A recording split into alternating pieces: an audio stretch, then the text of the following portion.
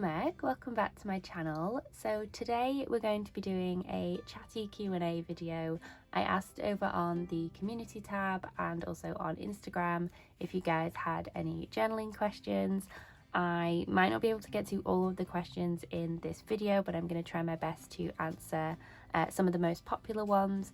There were also quite a few questions that I think are worth videos in themselves, so there will be a few follow-ups to this where I'm going to do some like deep dives on some of the questions that you guys had, especially around why I journal and how to start journaling. I think that it would be really good to do just a standalone video on that rather than just a kind of random question within a Q&A video, because I think that it would be useful to share some more in-depth information and kind of thoughts around those.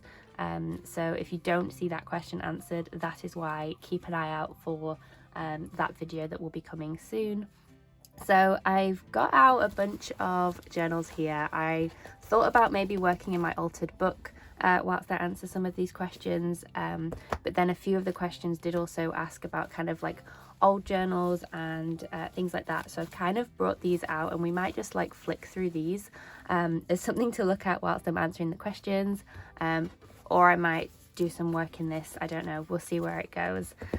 So one of the first questions that I had was around looking at old finished journals and whether I sort of read them or tweak them, and if I have shelves full of them. So currently I don't have shelves full of them. I have like little fabric like bins, if you can imagine, like little boxes.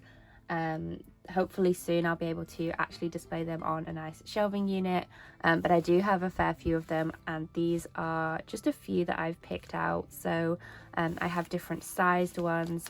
They've all got kind of their own little like covers and things. So I've got ones from the like Junk Journal January and July challenges. I've got a fair few of those, and then I've also got like some like A6 like junk journal style ones. I love how chunky these ones are, and it is fun to kind of flick through them and see how like my style's evolved, and to like pick like different ideas and things that I want to try again in like newer journals. So I think that looking at your old journals is always a great way to find inspiration. So it is always fun to look through, and obviously of the pages that are more like diary style, I guess, because I do a lot of art journaling in terms of junk journaling, but there is a little bit of documenting bits of life throughout these journals, and so it is nice to obviously look back and remember those things. I did do a lot more of like the quote unquote like, I don't know, like life journaling, I guess, like within my older journals, but not so much now in my newer like junk journals. I tend to save that stuff just for my Hobonichi, or like just a written journal, just so it's a bit more personal and separate from, you know, things that I don't want to share on the internet. So that's kind of why there's not always a lot of writing necessarily within these journals, but in some of my older ones. So this was more of a like transition, I would say, between there's still pages in these where there's writing and bits of life, but then there's also more like art pages as well. So for example, you know, I've got different things here where I've included like little train tickets and things, and there are like postcards, and you know, this is more just like art journaling. I really love doing these postcards. I was thinking I might actually do some more of these. I love going to like, you know, charity shops or even like antique shops and finding old postcards to repurpose. I haven't done it in a while, and when I was looking through these journals to prep for this video, I thought that that's something I really want to try again. So see, even just like me looking through these now for this video, I'm coming up with like ideas of things I want to do. So I think, you know, definitely looking at some more like altered postcards, I think it's just because I'm in my altered book phase, so everything I want to alter at the minute. But yeah, there's loads of different things in here where I've just done little like, this I guess would be a bit more commonplacing in terms of like collecting like poetry, song lyrics, things like that. Other things a bit more just abstract. Here's another one of these postcards, this one with a bit more paint, but I really love these little white flowers. I think the contrast against the sepia tones actually is something that I really love. So yeah, I think when you go through your old journals, even if you've only got a couple, it definitely gives you some ideas for things to try. You know, pick out the things that you like, and you can sort of take those forward into other journals. Also, who doesn't just love, like, you know, a chunky side view of a journal? I think when I put them on a shelf soon, hopefully, what I want to do is display them like this way round. So you know how you would put books on a shelf and you would maybe put them that way round? I really want to put them this way round and just have like a whole shelf of just a chunky journal. Like, can you imagine how amazing that would look? And to just have all of these, I don't know what it is about it, I just love seeing all of the different like papers and things that are like poking out, like the little fabric tabs and bits of string and tags.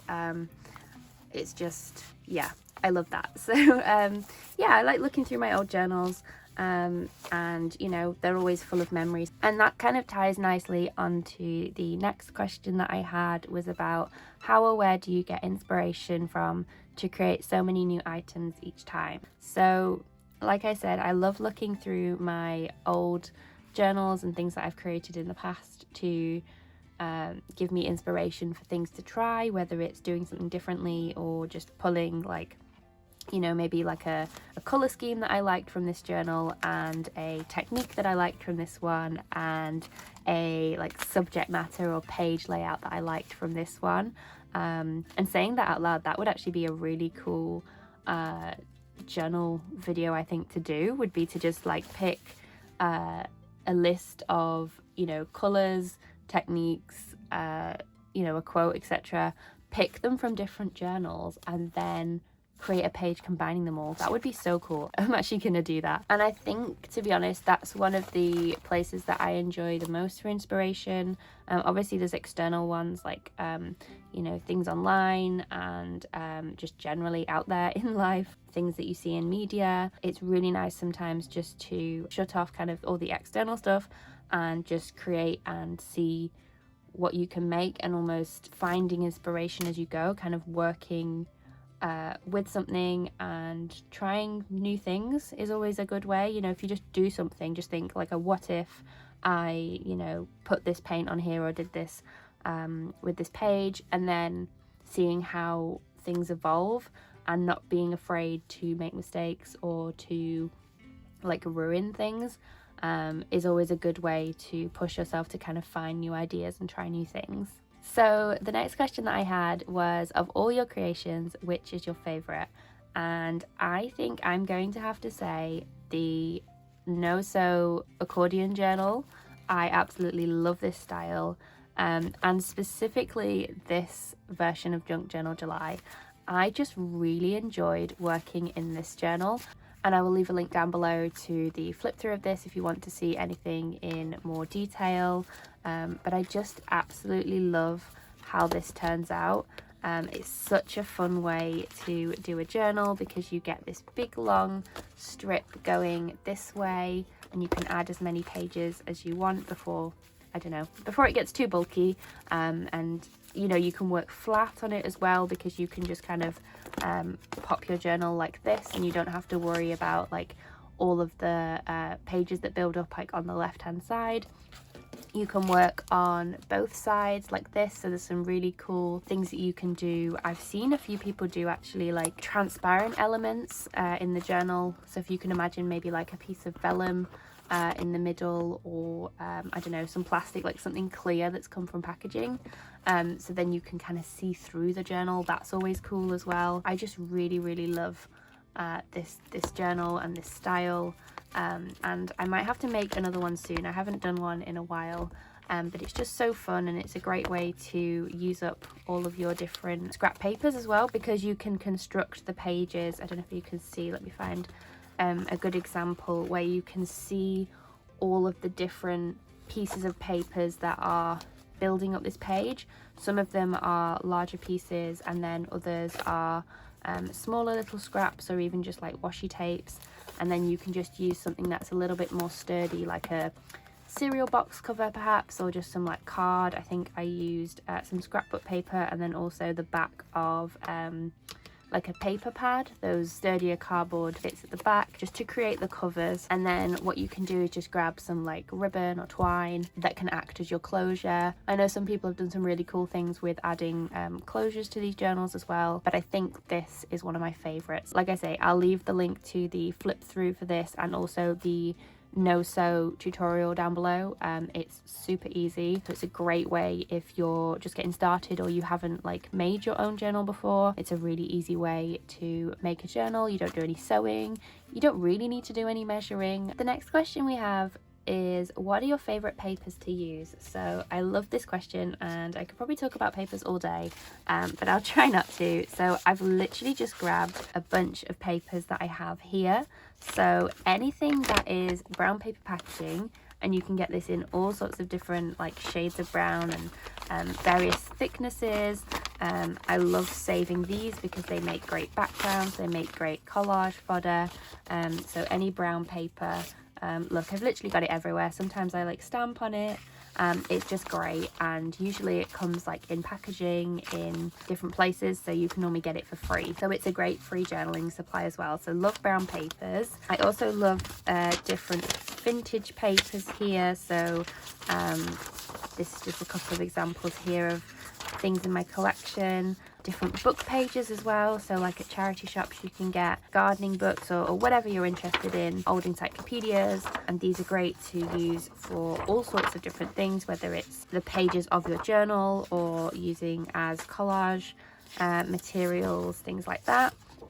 Got lots of different ones here, and then also ones that have like illustrations or different patterns on them. They're always fun as well. Again, old book pages. This one's quite thick actually. You can also get like, you'll have to forgive me because I've been ripping into these. You can hear that's a lot thinner, whereas this one's thicker. So there's different like book pages, and even just these two, you can see like the difference in the tones that you can get. That's literally from an envelope, I think. So you can see I literally collect brown paper everywhere I go. And yeah, lots of just old book papers. I think book papers, brown papers, vellum is always really fun to work with too, but I just love upcycling anything that I can get my hands on. So the next question I had was about the size of journals that I make. I've made journals in, I think, probably every size going at this point, and I've landed on, I really like the A6. So these are all A6 size journals here, but I have also made these which are more A5 size, I would think. I've made square ones. This is a square accordion journal. For the Junk Journal January, obviously I did a TN size. I've done moleskin, like Kahir size, all sorts of random sizes, but I think the A6 is the journal size that I love the most. I think it's just like really nice and compact, and the pages aren't too like big or overwhelming.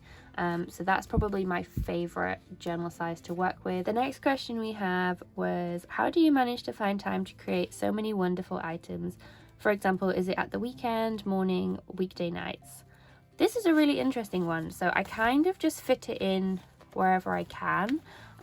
Generally, you're right, it is on the weekends, weekday nights, because I work during the week, and I don't journal like every day. I know some people do, but I would say for like my regular journaling, I do try and do most days, whereas art journaling, junk journaling like this, as long as I'm feeling like I want to do it, it's generally at the weekends when I have a bit more time to devote to getting all my supplies out, all my papers, you know, things like that, and actually playing in my journals at the moment. So the last question that I'm going to answer for today's video, because I realize that I am rambling on for each question, so this is probably going to be quite a long video, is do you have slumps in journaling? How often, why, and how do you get through it?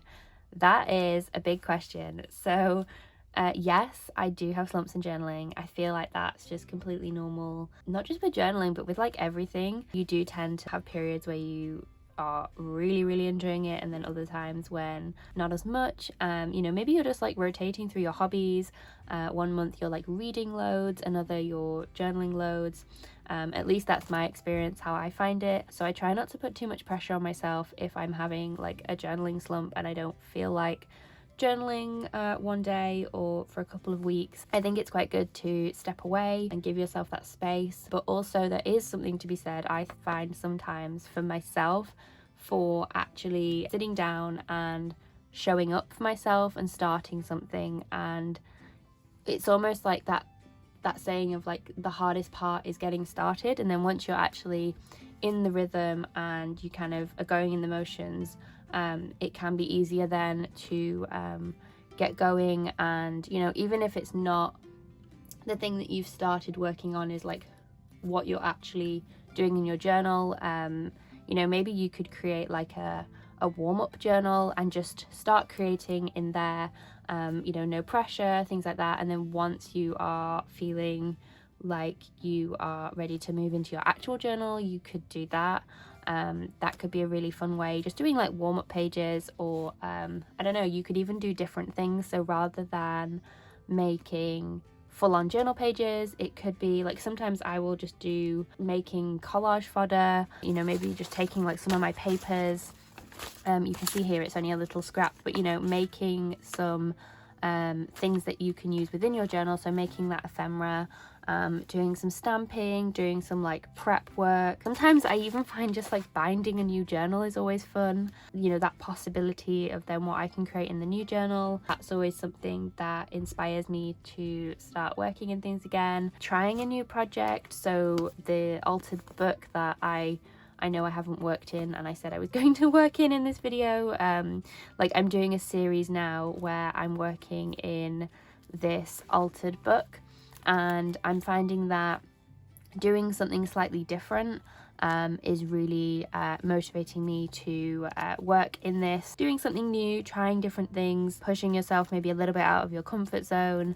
This has definitely been a way that I have got myself back into creating more often and being excited to show up and create in this. So having this little project, and this was actually, I think I've said in a previous video, this was something that I wanted to do originally as the 100-day project. Did about a week of it, fell off that bandwagon, but just starting that has then allowed me to kind of get into this format, and I'm kind of carrying it on, obviously not in like the 100 days craziness of being like daily creating, but just working in this format, which I wouldn't have done if I hadn't have started the 100-day project. So that's something to think about, is, you know, you don't have to do all these like huge grand things, but like starting and failing can be like a route into doing something else, and it's all just about that you're having fun creating at the end of the day. And I'll leave the link down below to the playlist for this altered book if you're interested in seeing more. So that is everything for today's video. Like I said, it was going to be a long and chatty one, so I hope you've enjoyed maybe journaling along with me as I've answered some of these questions. Like I said at the beginning as well, there are some that were worthy of being their own videos, so I will definitely be doing some follow-up videos to deep dive into some of those questions, so keep an eye out for those. Make sure you're subscribed if you aren't, so you don't miss when I post a new video. As always, I hope you have a wonderful rest of your day, and I will see you guys in the next one. Bye guys!